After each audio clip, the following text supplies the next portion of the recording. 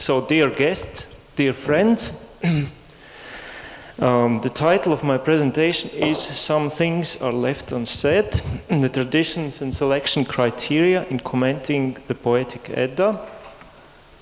We just move on.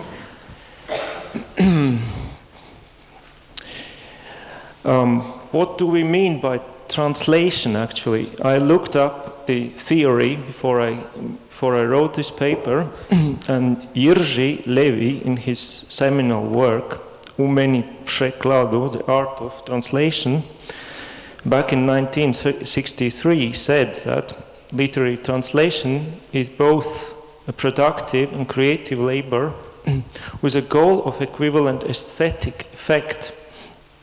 So this effect is very important when we deal with literature. And translation is, of course, always interpretation. It is always something like commenting, and therefore it is part of translation. Also, this editorial activity, in my view, it's kind of extension. So next one. And back in already in late antiquity, Saint Jerome said that, I'll just quote in Latin, because all this also quoted in Latin, ego enim non solum fateor, sed libera voce, or voce, profiteor, me in interpretatione Grecorum absque scripturis sanctis, ubi et verborum ordo it mysterium est, non verbum e verbo, sed sensum exprimere de sensu. Now, I will not only admit but freely announce that translating from Greek, except of course in the case of the Holy Scripture, even the syntax contains a mystery, I render not word for word, but sense for sense. Okay, so what is the role of editor when you are faced with this wonderful mystery and rendering of sense rather than like precise translation, because literary translation is not a kind of translation that is very precise. James Knirk, in his article, The Role of the Editor of a Diplomatic Edition. Diplomatic edition is a kind of faithful manuscript where you really render every sign and every abbreviation, but it's kind of beside the point here, said that the editor should not automatically ally himself with the manuscript against the reader, but rather must try to mediate the manuscript to the reader in the best possible way. The primary reason for edition of a text ought to be to make the contents of the text available rather than the quirks of the scribe. Okay, so we could also posit that in the case of a translation, a reviser should not really blindly follow the translation or be just ally himself against the reader, but rather to be a mediator between the translation and the reader.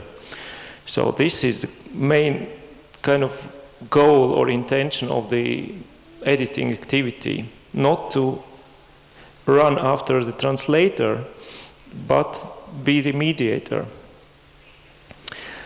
Okay, go on. So it is, of course, I'm still quoting Knirk, adequate and reasonable to demand from the editor that he explains the degree of partial normalization, if there is some. We speak about manuscripts again, describe any details which are omitted, and he indicates clearly any important deviations from the manuscript. Important details must not be lost, and it must be entirely clear when where the responsibility of editor lies, what he is responsible for. So we could also say that this partly also applies to translation, but not strictly. We cannot really indicate any deviation from the original. Then my commentary would be thrice or four times the volume of the original text or the translation. And of course, we don't deal with manuscripts. We use normalized. We used normalized edition. So next. So now I'm just a couple of words about capitals, capitalization, and also punctuation. This is a kind of tricky issue. It turned out to be when we started editing the translation that some capitals were used rather, I would say, erratically, haphazardly, and also the punctuation. But then I read this work and I see that capitalization and punctuation are very kind of not really motivated in the manuscripts. The scribes use capitals as they like. Before they used them very little. After Reformation they started to use them a lot. The same is punctuation. Some use a lot of dots and abbreviations. Some use no dots at all. Some put them wherever they please. And so I stopped kind of worrying about the capitals of all this or the exclamation marks, because I understood that these are conventional and later additions anyway. So just a couple of words about chronology. Next slide. Yes. So when did these Edda songs appear? So I hope they do not overlap with Inga, that is now going to speak just after me. So the first publication, actually, the first two Edda songs were only published in 1665 in Denmark by Peder Hansen, Resen, only Völuspá and Hávamál. So the prophecy of the seeress and I suddenly forgot the English title. Okay. Thank you so much. But the mythological songs were only first published in full in 1787, but the heroic songs only in 1818. So it's not such a long time ago when Europe saw this Bible of the pagans, if you like. And after that, since that time, it's been translated in more than 30 languages. So the first Latvian translation is actually a kind of experimental trial. So this is not the first translation that has appeared in Latvia. The Völuspá, the prophecy of Ceres, was published under the title Gaišreģes vīzija, the vision of the Ceres, in 1944 by the professor, theologian Edvards Zicāns. So, and I'm quite sure that he used a lot of German input, because his translation is sometimes not very convincing, it's not very elegant. I will just not read this Latvian, but you can read on the screen. It sort of jars a bit in the ears. And if I look at the text of Gensmer, I'm going to speak about it. It's one of the sources of my commentaries and the sources of my inspiration. If we read this German, I'll just try. And the English translation is also on the screen.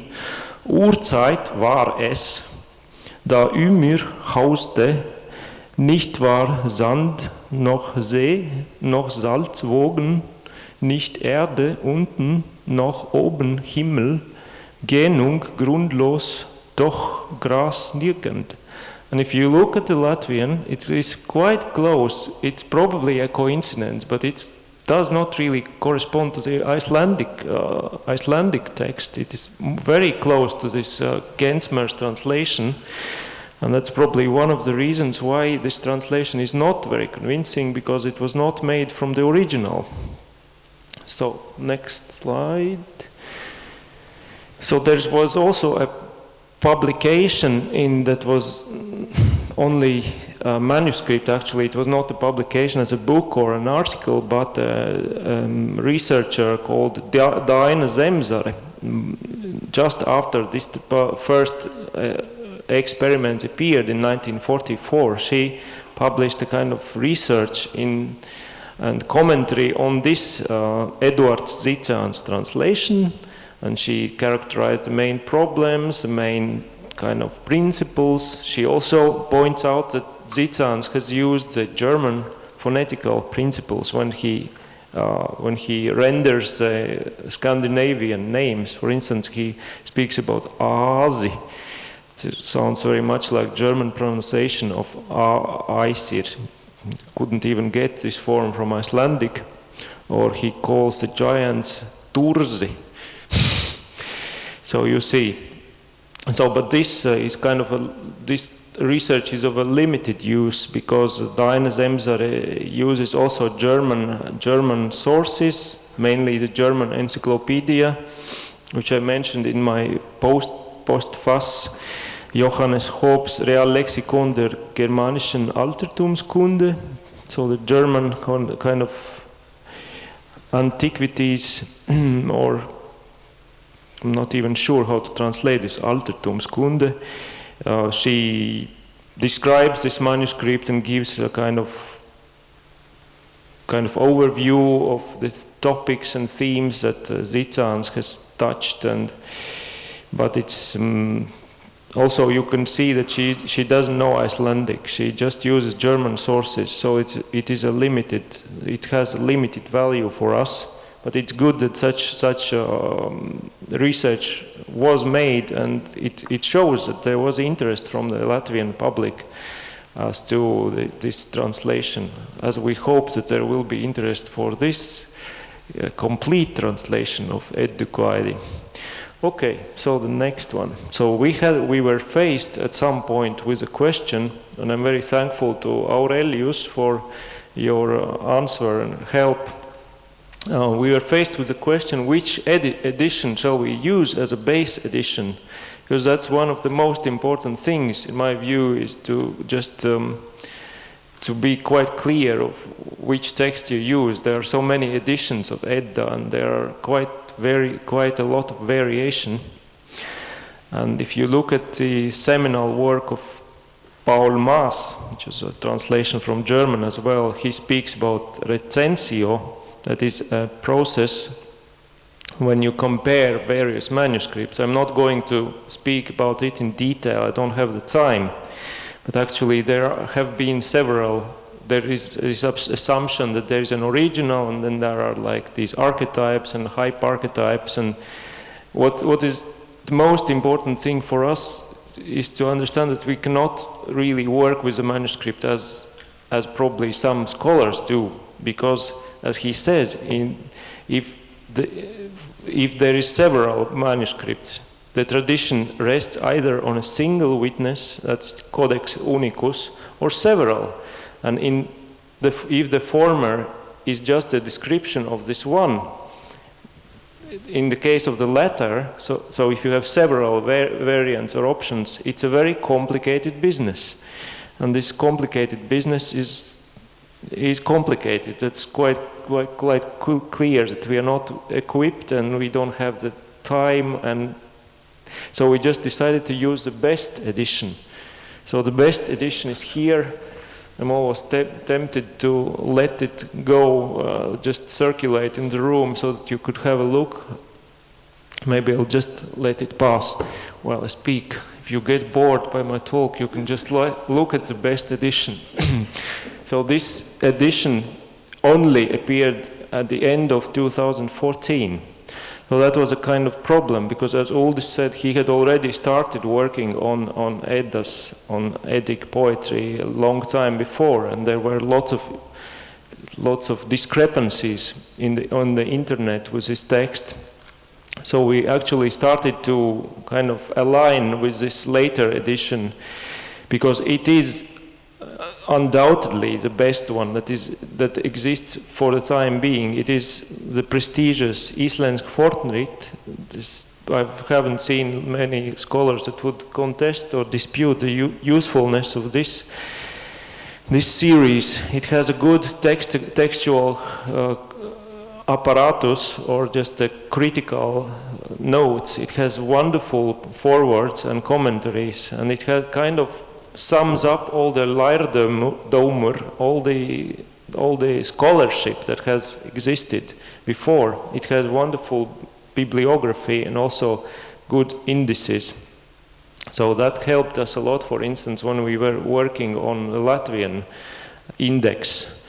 Because without this, it's just Inga can tell you a lot about it, just leave it to her. So the next. So if you look at the manuscript itself, it's just now on the screen. It is, you see, it is hardly readable. You have to really be very, very skillful and have to know a lot of things to be able to read. And you have to have a good ear sight as well. So this is just the beginning of Völuspá. This is verses 1 to 15 from this famous Codex Regius. We first wanted to include it in the book, but it was not, unfortunately, it was not possible for aesthetic reasons, as I was told. So this manuscript was written around 1280. We don't know when it was actually, when the text is composed, it's probably a lot older, and it was only brought back to Iceland in 1971 as a kind of sacred object. And this picture is by Jóhanna Ólafsdóttir from this Stofnun Árna Magnússonar Íslenskum fræðum. So from the Icelandic Institute of from the Institute of Árni Magnússon of Icelandic Studies. Okay, we move on. So this is just another manuscript that is even more, I would say, readable. It's clearer. It is from Flateyjarbók, the beginning of Hyndluljóð, where I'm quoting in English. You can read the Icelandic and Latvian on the screen. Maiden awake, wake thee, my friend, my sister Hyndla, in thy hollow cave. Already comes darkness, and I ride must we to Valhall to seek the sacred hall. This is translation by Adam Bellows. I just used it because it was easily available. It doesn't mean really that it's the best or the most precise. So next one. As I said, to compare or to analyze manuscripts, it is a very tricky and problematic business for us in our times, because we don't really know the abbreviations. They used a lot of abbreviations. The skin, it was written on a skin. It was a very expensive material. So it's clear that they could not squander it as they pleased. And Hreitn Benediktsson, in his work Early Icelandic Script, it's in 1965, page 85, he gives various types of these abbreviations. I will just tell about them in very sort of stuttu máli, very short, because I know that it's quite specific, but just to give you the taste of it, how they look like, if you see in the manuscript. Of course, if you don't know these things, you cannot really read them. So there are stivingar, that are called suspensions in English, urfellingar, or contractions. Partly it's kind of ligature, but it's not ligature. Ligature is just a combination of two letters. There are uppskrifaðir stafir, or superscript letters, or sérstök styttingartákn. He uses this kind of special signs. So next slide, we just see how they look like. For instance, the abbreviations, the stivingar. You see, if there is a B and dot, it can mean both borg, city, or búar, dwellers, or bróðir, brother. If there is D dot, it could mean drottin, lord, or dagur, day, etc. If there is G capital, small capital, it could be Gud, Gudi, Gvuds, all kind of cases. We don't know the case, it's a problem. If there are doubled letters, it means it's a plural. These SS, it's kind of strange. These are these stiff or just high S's, or double K means konungar, kings. So there are these contractions. It's number 2. If you look, they are really kind of difficult to recognize. If you see KGR, it means konungur. If you see KGS, it means konungs. If you see double S, it means skal, or shall, or will in English, etc. I'm not going to read it all out. By the way, on the right-hand side, you see also this column is also abbreviations with H, and this small kind of O, it means horn, she, and T with L means til, etc. You see like a lot of things, and there are number 3, item 3 is these superscript letters that are just something written above the line, so it could mean kvad, for instance, this QD and this A, or S with A means just swa or so, etc. We just don't. And just the last one, the special signs, they use interestingly runes, runic signs. For instance, the rune for man, mother, or mans, they use the and sign. There are 2 variants. The second one is from the 13th century. So this actually shows us that the manuscript is younger. It helps us to date the manuscripts. It's also important. So we have this and sign that looks like a crook, and this like a small letter Z. It also means and. And this is also this omega P sign that was used to denote ra, or later ar or va. For instance, you have S with such a line. It looks like, I don't know, mordant in music, it means svo. Or if you have a F, this lowercase f, also interestingly from Ireland, means fra, or frau as we say today. So the next slide, so you see, if you have this kind of problem already with the scripture, and so the question is, who is going to look through all these variants? Who is going to do this tricky recensio? Next one.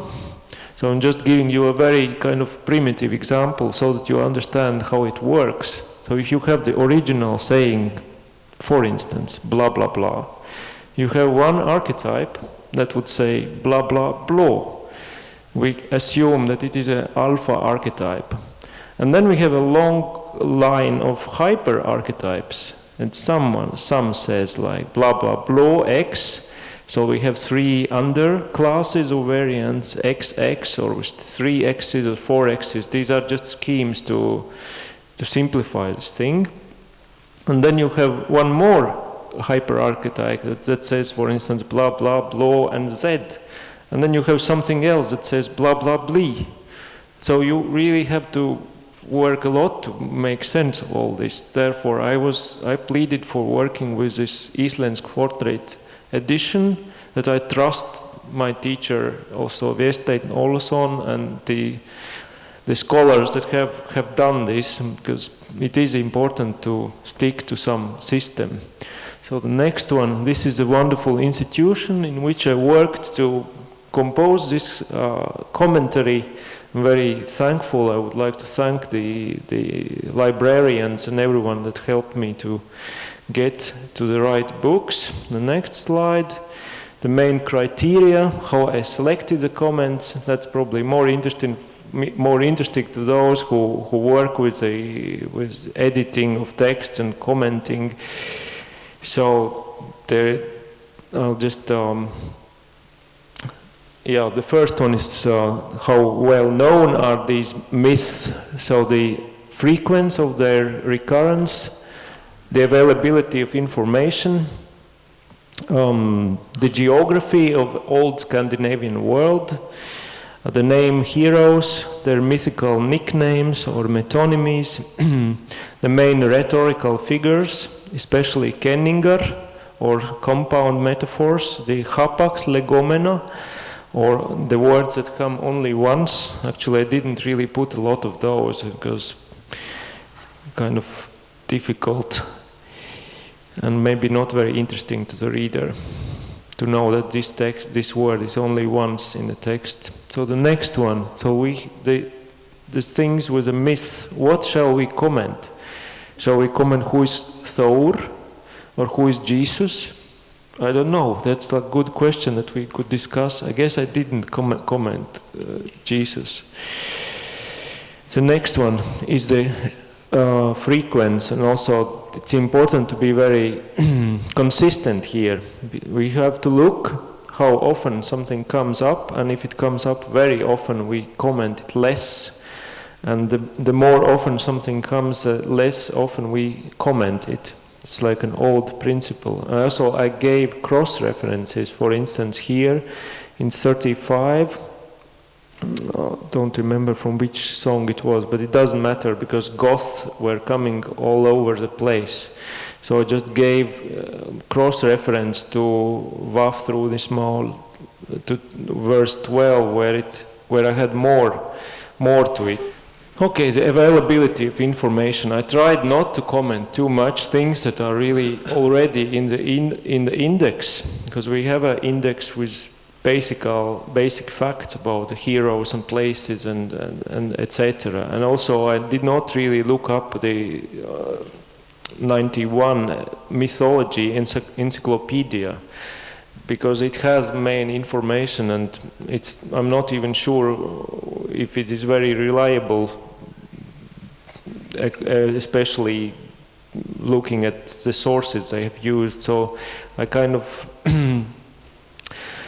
I would take it as a sign that something is quite well known if it was represented there, but I would have some, let's say, reservations as to quoting that source. And here you have like something that is left uncommented. I promised to speak a lot about things that I did not comment upon, but I see that this will be just 1 or 2 slides. For instance, all these names of dwarves and rivers, etc., they are completely unknown. We don't have a clue where they were or what they looked like, and such things. It's just unnecessary to comment. Unfortunately, if the information is not available, then we don't really we can't do anything. Okay, next one. So a bit about the geography. It is known that mostly Eddic poetry does not have like geographical attachments, or it's not as concrete as, for instance, sagas, where you have really like descriptions of places and histories and tribes and families and their feuds, etc. Here you just have some mentions. We have Norway mentioned, we have Rhine, the river. We have Frachland, that could be Germany, and there's some kind of speculations. I do not want to quote my comments, just try to keep the examples to the strict minimum, especially as I don't have so much time left. So if you look at this, it kind of reminds the folk song formula in Latvian. Some of it, like we have vidu jūras uz akmeņas, in the midst of the sea, somewhere on the stone, kind of cosmogonic, or really over, like really something from the beyond, something intemporal. But it is not doubted, it's beyond doubt that there are some old historical events that are on which the songs are based. They are just pretty old, and most of the information is lost. Okay. So I commented the main heroes of the songs, and for instance, I used the same types of summaries that Stieblin Kamensky used. I kind of used him as example, but without copying him, but I inspired myself on his introductions. Like in the Russian translation, every song is preceded by a short introduction, and I'm not going to read this. It's just a kind of summary of what is going on in the Haurbārsļauda. And it gives the idea of the main heroes. Okay, next one. So I commented some of the metonymical names or nicknames of the of the heroes. For instance, Hropter, Hroftur, Gauždievs. That is left in the English translation of bellows. It's left untranslated. It's just as Hropt. But Uldis has opted for translating it, and it's kind of good. I think here is a good example, because Hropa means to yell, to shout, and it gives you the idea of this dramatic nature of this creature. Okay, the next one. So just a couple of words about Kenningar that are sort of unknown or little known metaphors in Latvia. So for instance, asmeņu sulu jauks. That is an Icelandic blanda hjörleji, sword, sweat, mingle. Here in English you have sweat, in Latvian we have juice. But the idea is the same, that it is like the juice of the sword, that's blood. And mingling and mixing it, it means to fight. And these it's not immediately clear to the audience, I think to the readers of today, that this means to fight. So, therefore it needs to be explained. Okay? Prochain. Good. So, Hapax legomena. So I just quote one. This dolgvider, that means in Latvian šķēpzaris. Now I'm really sort of in dire straits how to translate it into English, but it is in English it's been just translated as a hero. So this Hapax legomenum has disappeared, but it means something like spear, spare branch or something like that. It means actually soldier. So next one. I'm just now going to rush through these slides because it's not so interesting for you. Maybe I'll just show the main sources that I used to compile the comments.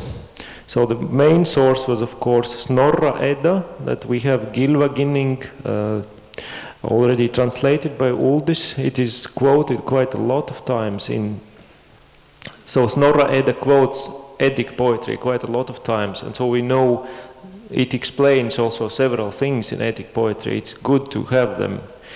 So I also used, of course, this 2-volume edition that is now in circulation somewhere in the room, and I used the 7-volume, actually 6 volumes are published, but it's Klaus von See and other authors have published a very good commentary in German, Kommentar, and that gave me a lot of, let's just go to next page, a lot of good information. For instance, they give like very good bibliography.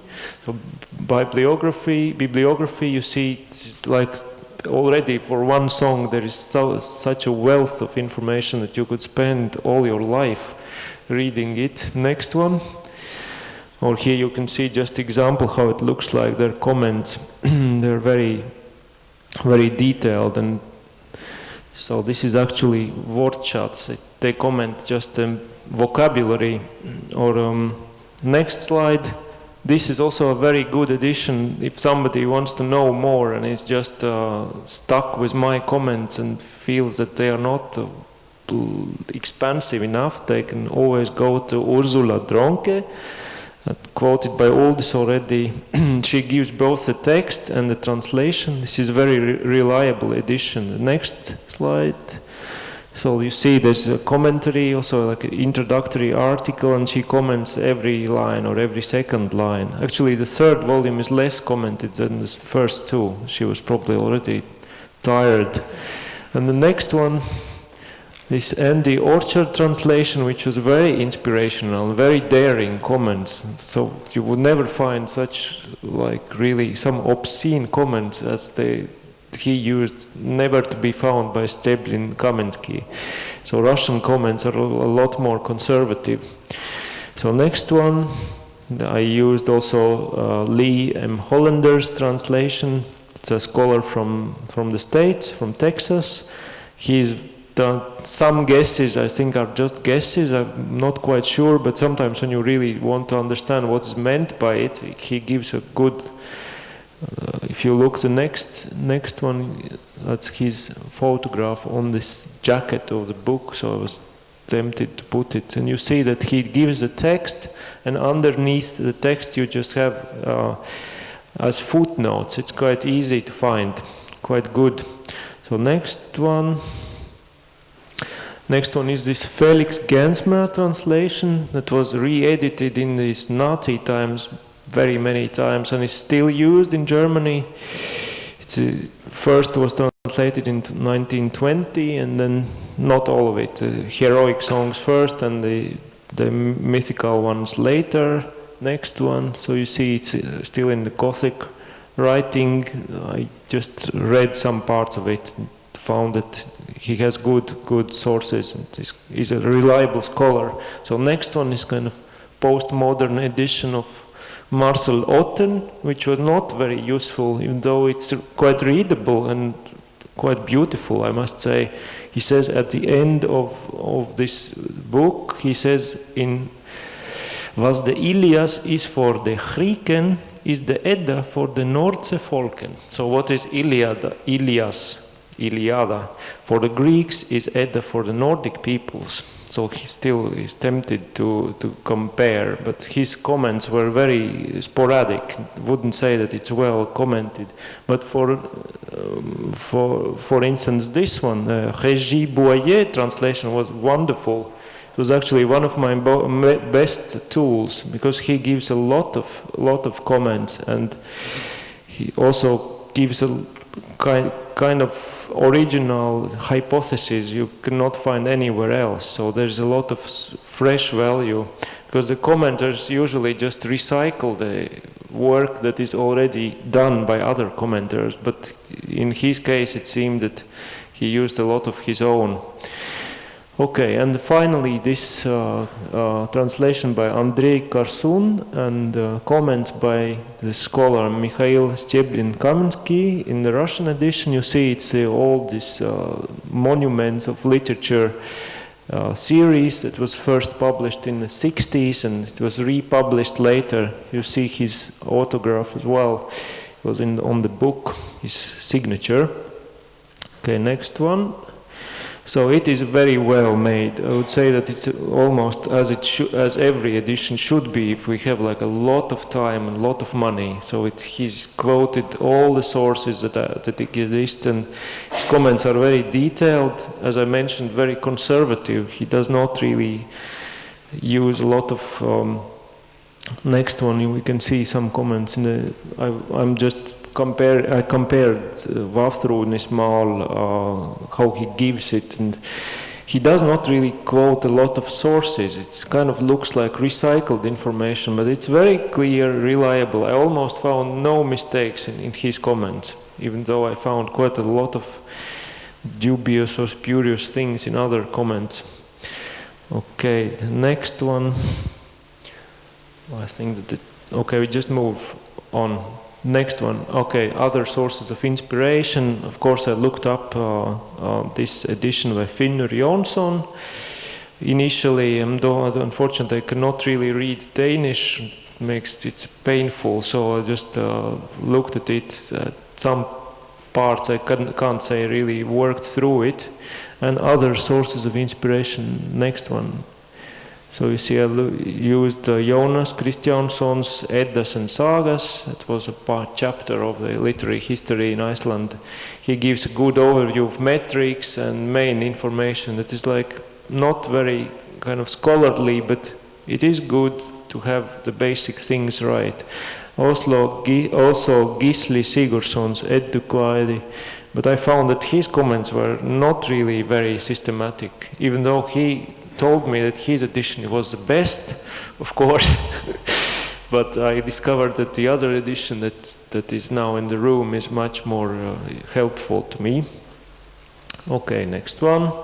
Of course, every culture has its own presentation and commenting skills or traditions, and this is a Bulgarian edition, which I found quite horrible. I just wanted to show you how Edda can look. Also, the next one. So, for instance, these pojasnitelni beleški, these comments are really just I don't know, Wikipedia level, no references, nothing, and very kind of sketchy. And on the right-hand side, you see the Czech edition of Edda that is kind of made as a children book. Next one, please. You see the wonderful illustrations, kind of expressionistic or maybe naive in a way, but very good commentaries. And I don't know how it could be explained that they had such resources already in the 1940s. Maybe it was this Nazi idea that this is the Germanic wisdom and this should be boosted or somewhat really they made miracles. This is just heroic songs, but they also have mythological songs. Okay, and the next one is interesting. I just show you by way of curiosity. The Polish edition says on this title page, Naklad, 30,000 copies. So you see, in 1986, it's as recently as that, the Poles were able to publish Edda in 30,000 copies. Whereas I will not tell you how many copies we print these days in Latvia. So just I have 4 minutes left. Some definitions. I wanted to say that maybe it's not criticism in any way, but somehow our index is probably not as detailed as it could be, but this can be understood. I said that I did not comment things that are not in that are in the index, but somehow in Latvian index we don't have etymologies. For instance, that Stjeblin Kamensky has done in the Russian edition. He almost every name that appears is somehow explained. If it's possible, he gives etymology and the meaning. We just give like here you see prātspēcis, milzis, which is just a kind of description, but we don't know what actually Vaftrūdnir means, and you have to go back to see that it's someone who tangles, say, kind of skills and wisdoms, and it has his meanings.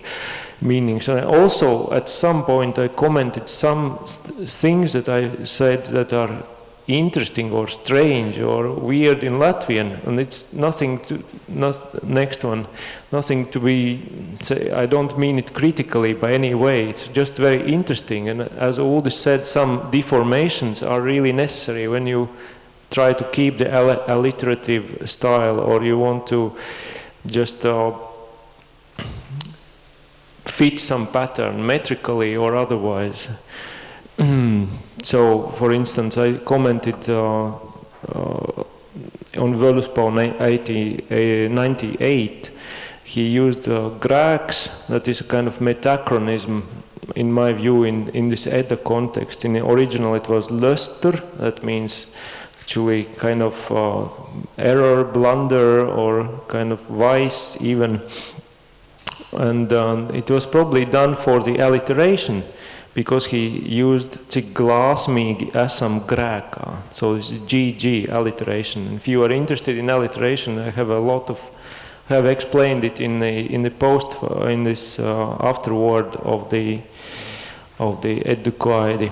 And in English translation you also see secret deed of shame. Okay, such a secret deed of shame. Maybe it's even ofstudlun, it's like too much alliteration, but the SS alliteration by Olive Bray is there. And finally, just 3 words about things I did not comment. So I did not really comment metrical things. I did not comment alliterative schemes. They are just too varied, too complicated. It's probably too specific for general audience. And also, as I said, many things that we don't know anything about. So these are not commented. So if you read it and you are annoyed and you say, oh gosh, there's something I don't understand, and there's no comment. It's just that there is nothing to understand. It's just there. It's like something that is unknown. Just as in life, there are many things that are unknown. And next one, just also, as Uldis mentioned, what language shall we use? How do we account for these weird things? It is a difficult problem, and if you look at the Dryden's forward to his Virgil's translation, he said, I have endeavored to make Virgil speak such English as he would himself have spoken if he had been born in England and in this present age. So, but that was 1697. So we do not make Edda sound like Latvian of this present age. It is bound to be somewhat archaic, somewhat strange, somewhat foreign. That's normal. And finally, as I said in my synopsis of my presentation, that one can always expand commentary. It's possible to comment everything, almost ad infinitum, really as much as you can't imagine. If you look at these already 6 volumes, it's of Klaus von Zee. It's not the whole thing, and there would probably be 2 or 3 volumes more before he finishes, before this team finishes it. It's a huge team and huge project. But I must say that Eddas they are very important and they are very vast, and we can really comment them as much as we can if we have a lot of time and resources, and they kind of illuminate us with force and awe and love. And I found a lot of beauty, really intensity of beauty, and I just I happened to read Rumi, and I'm so tempted now. Everybody quotes something Islamic, so I'll do the same. So I just opened this small book, selection of Rumi's poems, and the translator said about his poetry and also his work, the poetry of Rumi and his work. He said, I'm just quoting this and I'm finishing with that, there is no such thing as exact translation unless it is a translation of the reader or listener who reads the source text fluently. This might be possible with contemporary texts, but I believe it is not possible with poetry from other historical periods which inevitably was written for and understood by readers with different expectations and values. So most of these readers are of course long gone and dead. The significance of the poem in its context has also passed away irrevocably. This is a tricky business to recreate the poetry in our own idiom. And in bridging the cultural, linguistic and chronological gulf between the original and its modern recreation, I have not shied away from radical departures from a literal understanding of translation in order to convey that part of the original spirit that most clearly speaks to the modern writer. And in all this translation we could say that he tries to convey this spirit and in the same time to serve this goddess, as he says, the goddess, the Latvian language, quite convincingly. Okay, that was all I had to say. Thank you very much, and the floor is open to questions, both in English and Latvian or Icelandic, as you please.